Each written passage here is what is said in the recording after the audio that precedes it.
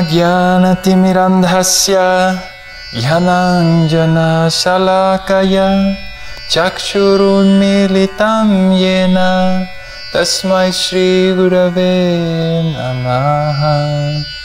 Shri Chaitanya Manobhishtam Sthapitam Yena Bhutale Svayam Rupa Kadamahyam Tadati Svapadantikam.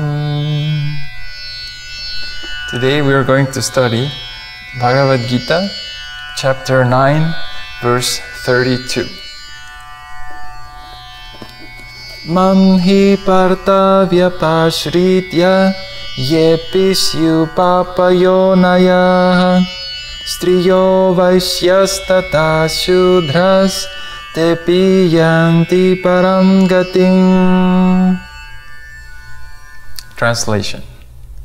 O son of Pritha, those who take shelter in me, though they be of lower birth, women, Vaishyas, merchants, as well as Shudras, workers, can approach the supreme destination. So in this verse, Krishna is speaking about attaining spiritual success. And this class is explained in the context of Varnashram Dharma. There is in India a very well-known system which is known today as the caste system, and we were talking about this prescribed duties recently, that one could act as a Shudra, as a Vaishya, as a Kshatriya, and a Brahmana. These are the categories, and every human being on this planet can be engaged in one of these four main activities, and by the quality of their activities, they are categorized. Someone who is very, for example, fond of making his own business and being independent and exchanging things, protecting cows, having land, all kinds of commercial endeavors, very much independent like that, they are very strongly inclined towards a Vaishya category. A Kshatriya would be someone who's engaged in government or protecting others. Like in the previous days, Kshatriya would own a kingdom, and then he would have the citizens and protect the citizens and things like that. So these categories are created by Krishna, and in every society, it doesn't have to be in India, in any place in the world, we see these categories. So for spiritual life, it is recommended that one elevates oneself by one's activities to a higher state of mind. And the goal is to achieve pure goodness. So Shudra is usually in the mode of ignorance, and the Vaishya is a mixed mode of ignorance and passion. Kshatriya is mode of passion, and Brahmana is in the mode of goodness. So spiritual practice means one tries to situate oneself in the mode of goodness, and then from the mode of goodness, pure goodness, or sattva guna, pure goodness. So Krishna is saying here, even though this is the recommended path, Krishna is saying here, even if you're of lower birth, women, Vaishya, Shudra, you can approach the supreme destination if you take shelter of me. So there was recently a question about their Varna, and if I'm born as Shudra, can I elevate myself to become a Kshatriya, and like that? And this is a very, very tricky question, because there's very strong opinions, especially in India, about that if you're born as a Brahmana, then you're a Brahmana, and if you're Shudra, you can never become a Brahmana. And these are very, very strong debates that happen. And the thing is that in India these days, and because we are in the era of Kali Yuga, everyone is born in a very degraded condition. It's very rare to see someone born in a pure family. It was quite sad for me when I visited India to visit many of the temples, And the Brahmanas engaged in deity worship, they were very, very poorly qualified. As soon as they saw me, the first thing is, oh, you're from America, donation, give me money. So they were not very much, they were actually begging, please let me go to America.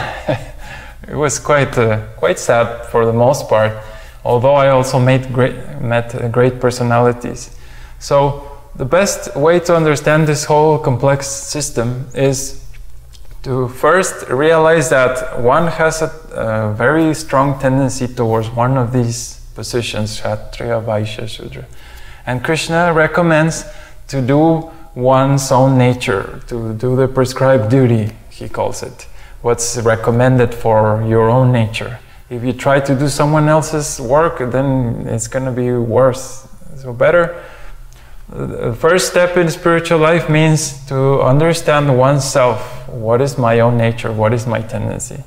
If you do activities that will make you happy, then by natural consequence, you will be so much more satisfied than if you try to do someone else's activities, because you won't feel any satisfaction. So the idea to wrap this whole concept of who's who is that everyone in society, regardless of their nature, including Shudra, Brahmana, everyone is engaged in service of Krishna, engaged of God, in service of God. And this is what makes the whole thing work. When every single part of the society is working, and then at their own nature and their own activities, they engage that in service of Krishna, then the whole thing is called Daivi Varnashram, or divine Varnashram. And this is a very beautiful concept. Still, there's the tendency for, or not the tendency, the opportunity that everyone can change by the quality of their activities. Because if we see today, there's someone who is born as a Brahmana in a Brahmana family, but the actual birth has almost no meaning, because a few years later that person is acting in the most wrong way. And we see the opposite also. Someone born in a very low class family, suddenly they become so devoted to God that they're crying in ecstasy, in love of God. So who is higher? Well, of course, the one who has more bhakti or more love of God is in a higher position. It is generally recommended that one does not disturb society. Like in India, if one is born a Shudra, it's better to remain in that position, and within the heart just develop the pure love of God, and not to try to change the ways of society. It's better to keep society in order. This is always recommended.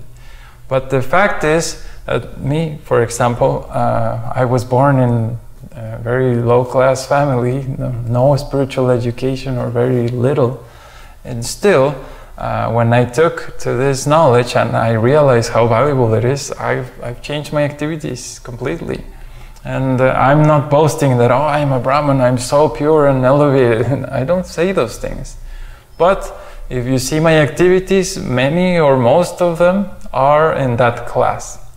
The thing is, a real Brahmana will not boast that, oh, I'm a Brahmana and everyone is lower than me. This is not a Brahmana.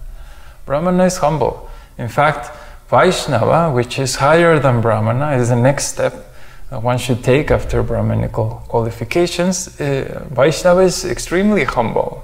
If you see the way they speak in the pastimes of Lord Chaitanya 500 years ago, Lord Chaitanya himself, he says, one should be humbler than the blade of grass, and that means really, really humble. And Vaishnava is not thinking that, oh, I am so elevated. When you speak to an actual advanced pure devotee, the last thing they say is, I am elevated. The first thing they will say is, I am very fallen and I'm not qualified. So by the mercy of God, I have loving feelings towards him, and I experience all these beautiful symptoms of love. But they themselves, they don't boast or they don't feel puffed up or extremely extravagant with their own qualities. They're very humble, very simple. And that's Vaishnava. The same way Brahmana is also very humble. So we should understand that birth alone, it certainly helps if one is born in a great family, but it's not the determining factor. It is actually the activities, the way a person lives, and their own desires and nature. So definitely, if one is strongly willed, determined, one can change that and improve. But even if one is born a Shudra in a very disqualified condition, if one develops love for God under the guidance of a genuine, bona fide spiritual master, one can achieve success in spiritual life. And Krishna says it in this verse: if you take shelter in me, you can approach the supreme destination. So that is a real spiritual path. It's for everyone. And the success in this path is by Sankirtan, Yajna, the chanting of the holy name congregation. If you have any questions or comments, please visit our website, thevedicway.org. Thank you. Hare Krishna.